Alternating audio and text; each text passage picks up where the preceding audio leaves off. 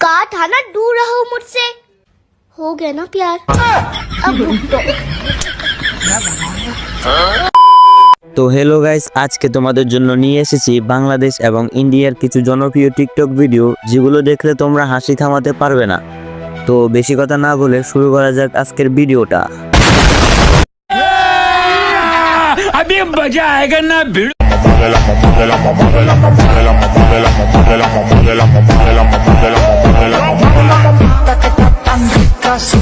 আহুর মনে হচ্ছে ডান্স করতে একটু অসুবিধা হইতেছে, কারণ ব্যাকগ্রাউন্ডে যে মিউজিকটা চলতেছে ওটার তালে তালে যদি সে ডান্স করে তাহলে এতক্ষণে তার ঘর ভাঙা যেত। कौन है ये लोग? कहां से आते हैं? যদি যতটাই খারাপ হোক না কেন ডান্স তো করতে হবে, মানে ব্যাকগ্রাউন্ড যতটাই খারাপ হোক না কেন ডান্স করতে হবে, ডান্স ছাড়া যাবে না। আর আপুটা যেভাবে ডান্স করতেছে মানুষ তো এমনিতে তাকায় থাকবে, ব্যাকগ্রাউন্ডে তাকানোর সময় আছে?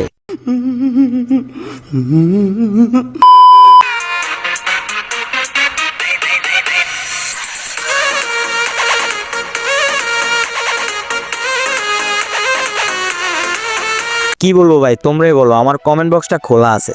মানে তারা কি জানে না এটা একটা ইসলামের অংশ? মুখোশটাতে মুখে দিয়ে তারা এগুলা করতেছে, এটা কিন্তু তাদের ঠিক না। কি বলবো ভাই, এটা বাংলাদেশ, সব কিছু সম্ভব। যেভাবে ডান্স করতেছে এটা কিন্তু ঠিক না।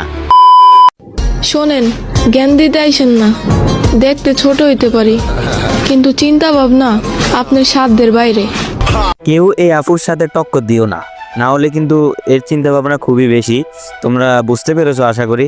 তো আর একটা ভিডিও যাওয়া যাক। বলেছিলাম তো, আমাকে একবার চেঞ্জ হতে বাধ্য করলে নেক্সট টাইম ফিরেও তাকাবো না।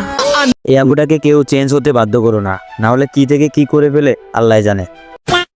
राती में सपना तू अपना देखा के हमरा के कहे तू बता देलू।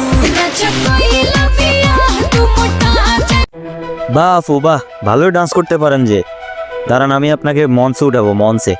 কই গেলেন ডান্সাররা? ঠিক কিনা দেখেন, ডান্স কি পছন্দ হয় আপনাদের?